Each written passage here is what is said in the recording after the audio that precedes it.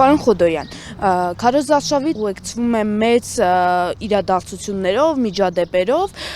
արդյոք քաղաքացիական պայմանագիր կուսակցությունը ինչ է առաջարկում քաղաքացուն եւ ինչ է ուզում քաղաքացուց, քանի որ տեսնում ենք անընդհատ սպառնալիքներ են հնչեցվում, եռագլուխ կուսակցությունների մասին, քաղաքացիները երբ որ ինչ-որ խնդրով մոտենում են, անպայման կապվում են օրինակ Հայաստան դաշինքի, Ուժեղ Հայաստանի, այսինքն քաղաքացին ըստ Նիկոլ Փաշինյանի չի կարող մերժել իրենց, այսպես արդեն 11-րդ օրն է ուղեկցվում է բազմաթիվ միջադեպերով։ Ես շատ ակտիվ հետևում եմ քարոզարշավին, որտեղ խնդիր ունեմ վերհանեմ բոլոր տեսակի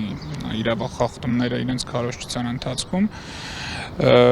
դեռևս ես չեմ տեսել, որ իրենք ինչ-որ բան են առաջարկում։ Եթե նայենք մի քանի ծրագիր, որ իրականացրել են առողջության ապահովագրություն կամ թոշակների բարձրացում, այն ինչ որ արել են ընտրությունների նախօրեին որպես օրենքով սահմանված ընտրակաշառք, դա են փորձում ներկայացնել հասարակությանը եւ մյուս թեզը, որ առաջ են տանում, դա ատելությունն է հասարակության տարբեր շերտերի միջև, վերջին օրերին նաեւ էլի հին դարակներից հանել էին Արցախահայերի նկատմամբ ատելության խոսքը։ Ագրեսիա, ատելություն, թշնամանք, սպառնալիքներ, սա է այս մարդկանց հրապարակային ամբողջ խոսքը։ Այսինքն ուրիշ առաջարկելու ոչինչ չունեն, երբ որ խոսում են ԿՊ կուսակցության ուրիշ պատգամավորների հետ, պարզվում է, որ ասում են մենք դպրոցներ ենք կառուցել, մենք սա ենք արել, մանկապարտեզներ ենք կառուցել, բայց սա արդյոք պարտականություն չէ եւ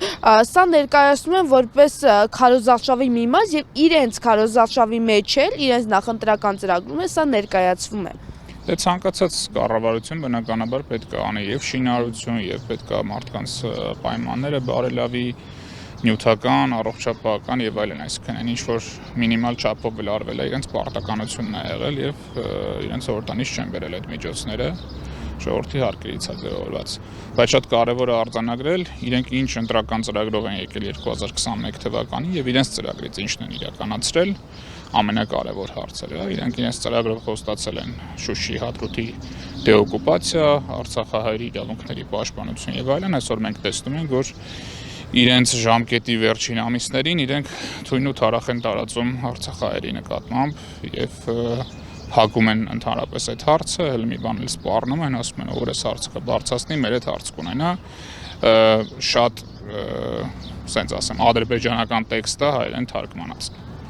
Կարծես թե մի այսպիսի ագրեսիա է դրսևորվում արցախցիների հանդեպ, երբ որ արցախցիները մոտենում են, սպառնալիքներ են հնչեցում, քաշ քշում են անգամ, երբ որ ասում են կապում են արցախցիների հետ, սկսում են քաշ քշել քաղաքացիներին եւ տեսնում ենք թե երբ որ իրենց քարոզարշավի ժամանակ բղավում են, գոչում են ուրիշ կուսակցության անուններ, ձերբակալվում են միանգամից, սակայն երբ որ ուրիշ կուսակցության քարոզարշավի ժամանակ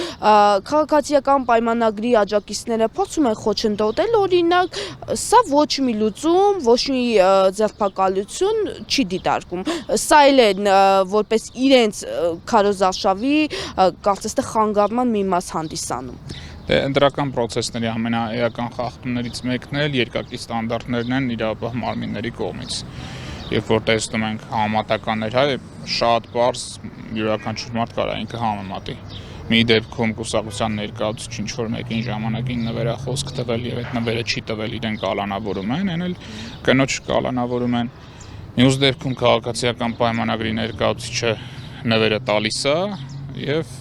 մեկնաբանում է, որտեղ վաղուցվանից խոսք է տվել, որ պետք է նվերը տայ։ Իսկն երկու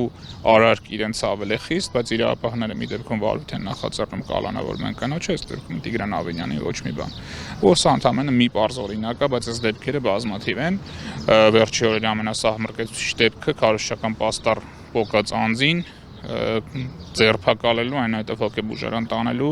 եւ այնտեղ էլ պատշաճ չվերահսկելու արդյունքում ինքնասպան լինելու դեպքը, որ շատ հրատապ եւ շատ թափանցիկ հանրությանը ներկայացնելու կարիք ունի, թե ինչպես է եղել այդ հանգամանքները, որտեղ շատ ակնհայտ է, որ այդ մարդուն նախ որևէ պարագայում չէին կարող ձերբակալել, քրեական հետապնդման ենթարկել, որտեղ արածը վարչական իրավախախտում է։ Բայց մենք տեսնում ենք, որ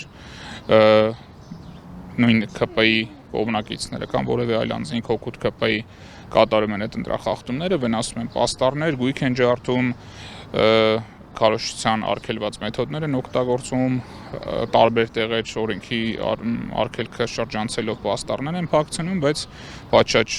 մոտեցում չկա ոչ իրապահների, ոչ կենտրոնական ընտրական հանձնաժողովի կողմից։ Այստեղ դիտորդները ինչ անելիք ունեն եւ որքանով են իրենց անելիքները կիրառվում։ Ամեն դիտորդական կազմակերպություն կարող է իր առաքելությունը ունենալ, որոշները կարող են ընդհանրապես արձանագրել վերջում եզրահանգումներ կատարել, ուրիշները կարող են ավելի ակտիվ մասնակցություն ունենալ տեղում ընտրախախտումների վերաբերյալ հայտարարություններ, հաղորդումներ ներկայացնելուց երկու աշխատանքի ոճն էլ նկատվում է, բնականաբար ավելի շատ հեռու դիտորդի եւ արձանագրողի դերում են միջազգային դիտորդները, իսկ Հայաստանում գործունեություն իրականացնող դիտորդական կազմակերպությունները ավելի ակտիվ են ներգրաված եւ նաեւ հնդածս այդ դիմումները ներկայացնում են, երբեմն ոչ այնքան օբյեկտիվ, բայց հիմնական ոնց որ առաքելությունը կատարում են։ Այսպիսի մի սցենարներ են պատտվում, որ կարող է, եթե հասնի այն պահը, որ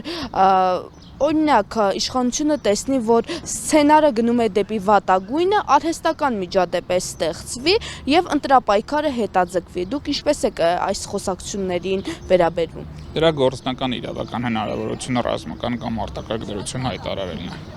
Արդյոք կարող են լինել այդպիսի հանգամանքներ, ես չեմ նշмарում, ինչ պետք է դրթի ռազմական կամ արտակարգ դրություն հայտարարելուն, եթե իհարկե չենք խոսում պայմանավորված պատերազմի կամ ներքին իրենց կողմից սադրված խժդժությունների մասին։ Հակառակ պարագայում նոր օրենսդրական փոփոխությունները հնարավորություն են տալիս նույնիսկ ընտրությունների արդյունքների նախնական ամփոփումից հետո այդպիսի որոշում կայացնել, այսինքն որ պահին որ տեսնեն, որ ընտրությունների արդյունքները հօգուտ իրենց չի, հնարավոր է գործիքը կատարել, իհարկե պետք է պարզ հասկանանք, որ տեխնիկապես գուցե դա կարող է հնարավոր լինել, փաստաթուղթ ստորագրելու մասին է խոսքը, բայց դա միանգամից ցույց է տալու անցում դեպի բռնապետություն։ Այս պահին 19 քաղաքական ուժերից միայն 3-4 քաղաքական ուժերն են, որ ակտիվ են եւ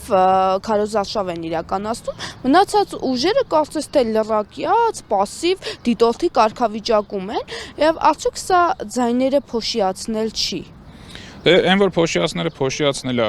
միանշանակ է, յուրաքանչյուր ուժը ինչ շարժառիթով անում, դա իրենք կիմանան, կարող են որոշներին մեղադրանք ներկայացնել, որոնց դիտավորությունն է այդպեսին, որոշներին կարող է հարց բարձրացվի, որ չեն պատկերացնում կամ չեն խորանում կամ իրենց միևնույն է այդ արդյունքները, որոշ ուժերը կարող են քաղաքագիտական գնահատական տալ, որ անկախ ամենից իրենք մասնակցելու են եւ իրենց խոսքը տարածելու են, օրինակ հաջորդ ընտրություններին ավելի ակտիվ մասնակցելու համար։ Համենայն դեպս օրենքով արգելված արարք չեն կատարում, բայց բնականաբար ընտրողները պետք է իմանան, որ եթե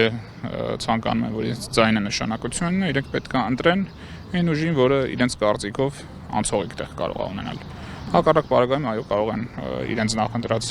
քաղաքական ուժին ձայն տալ, բայց չմտածելով, որ իրենց ձայնը կարող է այս 2026 թվականի ընտրությունների վրա ազդեցություն ունենալ։ Մայիսի 16-ի Լոռու դեպքի միջադեպի մասին խոսեցինք եւ այս պահին կան ձերբակալվածներ, կալանավորվածներ անգամ, սակայն կնոջ վրա հարձակման դեպքի մասով, պաստառ պոկելու եւ ինքնասպանության հասցնելու դեպքի մասով եւ մնացած այլ միջադեպերի մասով քրեական վարույթներ չկան։ Երբ որ քննչական կոմիտեին հարցնում ենք, պատասխանում են, որ բողոք չի ներկայացվում, արդյոք լրատվամիջոցների հրապարակումները բողոք չեն եւ այդ հրապարակումների հիման վրա քրեական վարույթներ չպետք է նախաձեռնվեն։ Էդի երկակի ստանդարտների մասին ենք խոսում, որտեղ բազմաթիվ գործեր կան ընդդիմադիրների նկատմամբ, որոնք հարուցվել են այսպես կոչված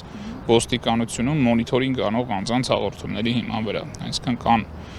պաշտոնյաներ, ոստիկաններ, ում խնդիրն է մոնիթորինգ անել, այդ թվում մեդիա տիրույթը, սակայն չգիտես ինչի, իրենց մոնիթորինգի արդյունքները հանգում են միայն վարչապետին կամ իր շրջապատին ենթադրյալ իրավախախտումներից պաշտպանելուն եւ այսքան ժամանակ չենք տեսել, որ որևէ ընդդիմադիր գործչի վերաբերյալ վարույթ նախաձեռնված լինի այդ մոնիթորինգի արդյունքում, այսինքն այս պարագայում ակնհայտ է, բայց խնդիրն է նա, որ նույնիսկ հակառակ կողմից ակտիվ գործողությունների պարագայում, երբ որ այդ հաղորդումները ներկայացնում են հանցագործությունների ժամանակ, շատ ժամանակ դրանց ընթացքել չի տրվում եւ ընդգրկում են բողոքարկումների դաշտ կամ նույնիսկ եթե ընթացք է տրվում, այդ գործերի քննության արդյունավետությունն էլ կորում է։ Հիմա օրինակ կարանք բերենք Էդգար Ղազարյանի դեպքը, որին ծեծում էին եւ եթե հանկարծ դա լիներ հակառակ տիրույթում, այսինքն իշխանական անդիմադիր տեղերով փոխված լինեին, անձինք ամիսներ շարունակ կալանքի տակ կլինեն այս պարագայում։ Խմբային հարձակման դեպքում, որը կանց կալանավորված չի եղել, կարող ենք հիշել Սամվել Վարդանյանի խոշտանգման դեպքը, որ արդեն 3 տարի անցել է եւ որևէ անձ, նույնիսկ հայտնի անձին ոստիկաններ, ովքեր իրեն ուղեկցել են եւ պետք է արդեն պատասխանատվության ենթարկված լինեին, պաշտոնի առաջ խաղացումներ են ունենում, որևէ ընթացք չունենում։ Այսինքն այն եմ ուզում ասել, որ նույնիսկ ձևականորեն վարույթ հարուցելու ընթացք տալու պարագայում էլ դա չի լինում օրենքի սահմաններում եւ չի բերում անհրաժեշտ արդյունքի։ Փաշինյանը ընդդիմադիր 4 քաղաքական գործիչների սպառնացել ու ֆիզիկական սպառնացել է ֆիզիկական հաշվեհարդարով։ Սա ինչ հետևանքներ կարող է ունենալ եւ ինչ կանխարգելիչ միջոցներ պետք է ձեռնարկվեին։ Իմ գնահատմամբ դա հանցագործության առավելույթ դրսևորում է, որտեղ անձի կյանքին սպառնալիք հնչեցնելը, հետագայում կրկնելը, որ այո, հաստատում եմ դա բռնություն է եւ սպառնալիք է, պետք է վարույթ նախաձեռնված լիներ եւ կանչված լիներ պատասխանատվության, եթե այդպիսի արարքը կապված է անձանց քաղաքական գործունեության հետ։ Էլի այդ պարագայում էլ տեսնում ենք, որ իրավապահ մարմինները անգործության են մատնված, էլ չասեմ, որ դա նաև ընտրական process-ի էական միջամտություն խախտում է, որովհետև պետաիշխանական լծակներ ունեցող անձի կողմից դուրս գալ տենց ներողություն արտահայտության, ասես ափրցփր խոսալու ու անպատիժ գործելու պարագայում ակնհայտ անհավասար պայմաններ են ստեղծվում ընտրական process-ում։ Եվ այսօր էլ տեսանք, թե ինչպես Լոռու մարզում համայնքապետերից մեկը Ազատության լրագրողի տեսախցիկին խփեց, խոչընդոտեց իր գործունեությանը, արդեն չեք կարծում, որ իրենց գործողությունները հասել են նրան, որ կարող են հանգիստ խոչընդոտել լրագրողների աշխատանքին, բղավել եւ անգամ վախեցնել լրագրողների։ Այդ դեպքը ակնհայտ հանցագործություն է, այստեղ որևէ adekvat իրավաբան երկրորդ կարծիքը չի հայտնելու։ Եվ այդ գործի քննությունը շատ դանդաղ, ծխելով, սուրճ խմելով, հանգստանալով եւ այլն, կարող է տևել առավելագույնը 1 շաբաթ։ Այսինքն պատշաճ քննության պարագայում այդ անձի դեմ քրեական վարույթը 1 շաբաթից կարող է ուղարկվել դատարան։ Հետևողական եղեք, տեսեք, որ այդպիսի բան տեղի չի ունենալու։ Այո։ Եվ ընդհանուր վերլուծելով դուք էլ նշեցիք, որ հավաքագրում եք, թե ինչ բռնության դեպքեր օրինակ տեղի ունենում քարոզարշավի ժամանակ, այս դեպքերը հավաքագրելով եւ տեսնելով, ինչ եք կարծում, սա ինչ վարքագիծ եւ ինչ հետևանք ունենա քաղաքացիական պայմանագիր կուսակցության համար, իրենց ընտրապայքարին, ինչպես կա։ Դե արդեն իսկ համոզմունք կա ձևավորված, որ սա իրավական լուծում չի ենթադրելու, լուծումը քաղաքական է լինելու։ Եթե իրեն կհաջողվի պահպանել իշխանությունը խախտումների գնով, ապա այդ անձինք հավանաբար չեն էլ պատժվի, որտեվ օգնել են իր այդ ապօրինի եղանակով հաղթանակին։ Եթե իշխանությունը կորցնելու է, բնականաբար բոլոր այդ անձինք կանչվելու են քրեական պատասխանատվության։